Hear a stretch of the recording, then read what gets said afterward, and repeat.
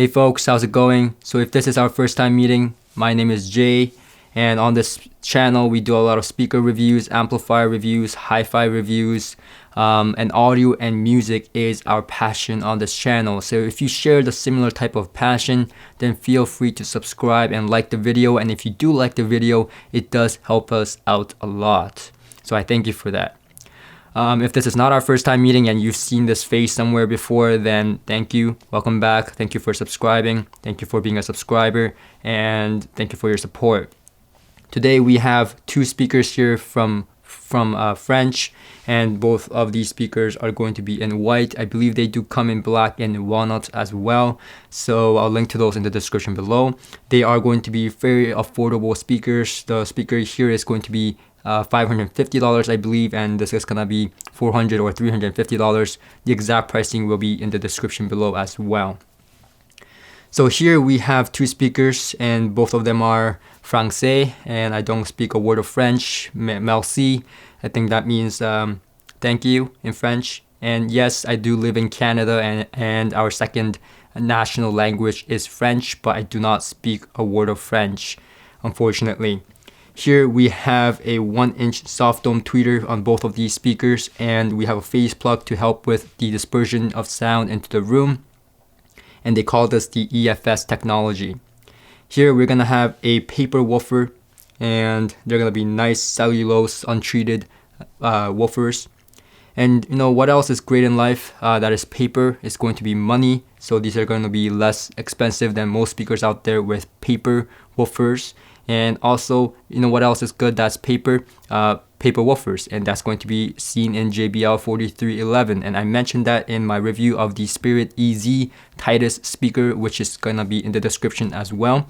That's the speaker that's upper from this line of speakers, and that speaker is going to have the similar woofer as seen on this speaker. And so the JBL 4311 is a speaker that I mentioned in that review, and that speaker is a vintage speaker that goes for about $800 to $1,000 US. And that speaker is going to have a lot of dynamic capability, just like this speaker, except this speaker is going to be a lot better in bass regions, and it's going to be a lot more dynamic. I just love these speakers so much because it has that JBL sound, yet it's just more dynamic and more clean and just more powerful. And here we're gonna have a 6-inch woofer and a 5-inch woofer, right? So because this speaker is bigger and this speaker is smaller and it has a different woofer size, yes, you're gonna expect this to go down lower, and you're absolutely correct. This is going to go down lower and have a bigger sound in the bass region, especially. This is gonna be front ported, and this is going to be back ported. Okay, here, and that's pretty much the difference between the two of these speakers. Now I will mention that because this is a bigger speaker, I did put them on a 24-inch stand, and I put this on a 28-inch stand, and you don't have to have an expensive stand. I found a stand that is very affordable, and it's a very high performing stand, just all metal, no plastic to be found. I filled it with sand for about $7 for a 25 kilogram bag of sand. Just fill them up, and now they're very heavy, very sturdy, and I'll link to those stands in the description below as well. So I put them on different stands just because I want them at ear level, and we'll talk about the placement of why you want them at ear level in this review. But now let's get down to the bass first. So when you get to the bass, like I mentioned, this is going to have a lot of bass authority. It's going to have a lot of oomph. It's going to have a lot of meat and bite to the sound. So when I play a track like Christian McBride's Train, for example, it's going to have a lot of texture to the strings. It's going to have a lot of texture to the bass instrument. It's just going to be a very meaty and warm sound. Without being too bloated by any means. It's going to be very clean, but just enough meat and bite to it so that you can enjoy the bass regions. It's going to be a lot more dynamic in the mid-bass region than the JBL 4311. On this speaker over here, even though it's a smaller speaker, the mid-bass is going to be very punchy. It's going to get very close to BRO3s.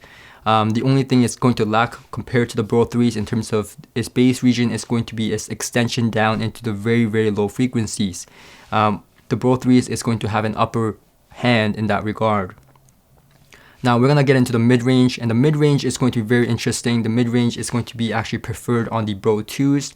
The Bro2s is going to have a lot more clarity to the mid region, and so when I listen to a track like C2 Mame, I'm not French. Oh my god, I hate speaking French because I can't pronounce it. I can barely pronounce English.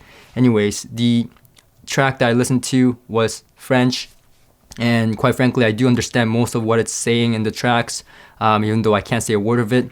And that track is a beautiful song. I love that track so much. It's a beautiful female vocal, and on this speaker, I'm able to be more emotional with it because it images more fantastically than the Bro3s, and because it is much more clean and more articulate, I was able to enjoy it a lot more than the Bro3s. However, the Bro3 is not far behind. In fact, both of these speakers are fairly warm in the mid-range, and this is gonna help with poor recordings. So when you play poor recordings, you're not gonna want to murder yourself. It's gonna sound pretty darn decent.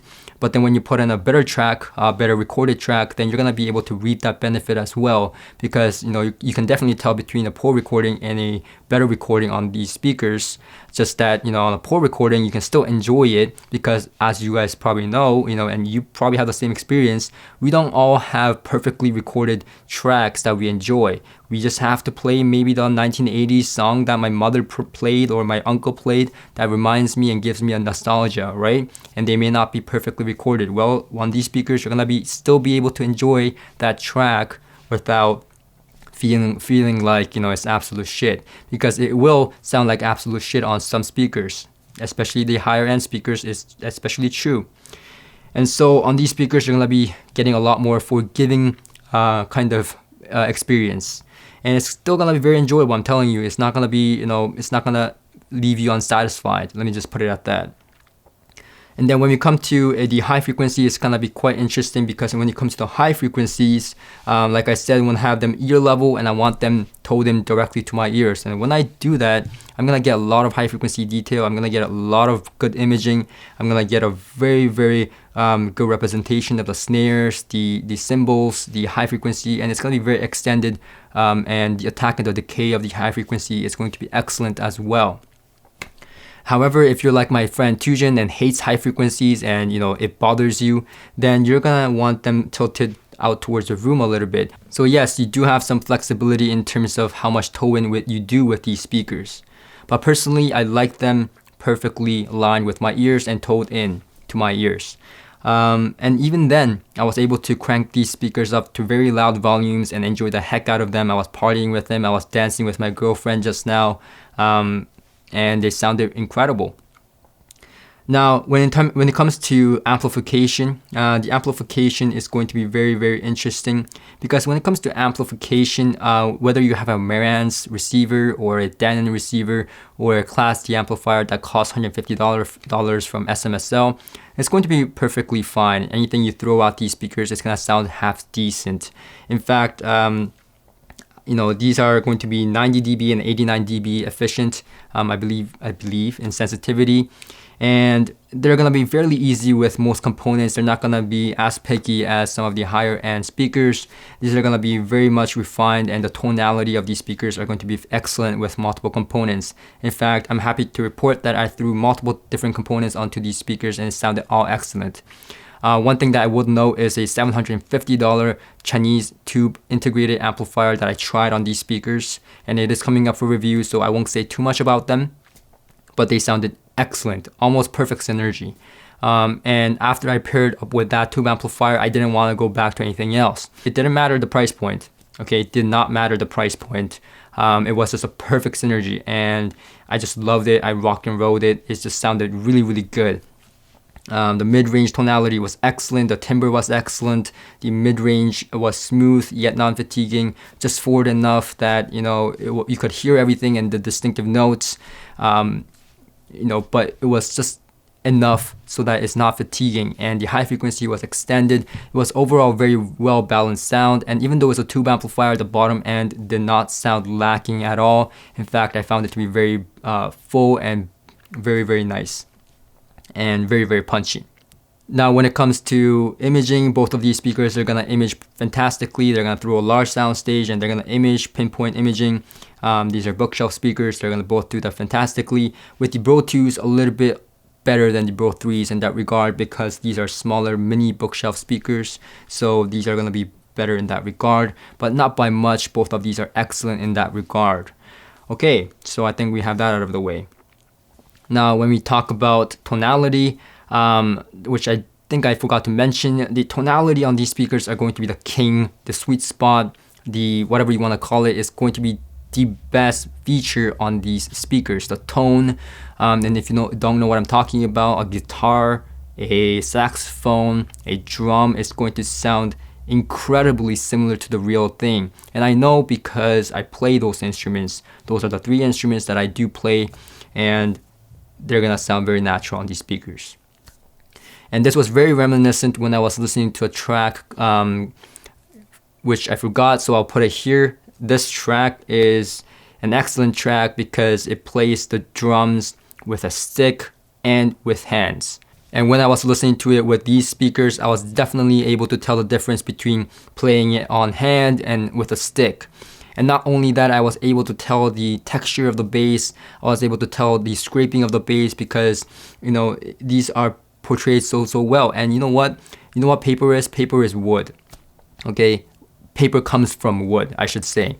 So maybe that's why, but it's so natural. These speakers just sound very natural. So most instruments are made out of wood, right? So these are gonna sound very natural with most instruments, especially string instruments. It just sounds so damn natural. And I really love the tone of these speakers for that reason. So in terms of tone, they're gonna be excellent, and I would say they are going to be my favorite speakers in terms of tone, up to $2,000. And they're extremely excellent, and I'm not joking about that when I say that. These are gonna be the king of tonality up to maybe about $2,000 in price point. So I think that kind of sums it up for the most part. And in terms of setup and placement, the BRO3s are gonna be a little bit less sensitive than the BRO2s because these have holes in the front and these have holes in the back. So the ones with the holes in the front is going to be less sensitive to the back placement. It's not gonna get as boomy when you put them to the back wall, versus these you need to have them a little bit out into the room, but not by much. In fact, both of these speakers are gonna be fairly easy going in terms of placement, as long as you have the good stance and right placement, right toe in for you to decide that, right? And you have the right placement, then these are going to be perfectly fine. They're not going to be as sensitive to the side walls or the back walls or the front walls. They're going to be pretty darn good when you just place them, and you can do some tweaking, but they're going to be sounding pretty darn good in the first place wherever you put them. So with that being said, I think that concludes this review, and I'll see you guys in the next one.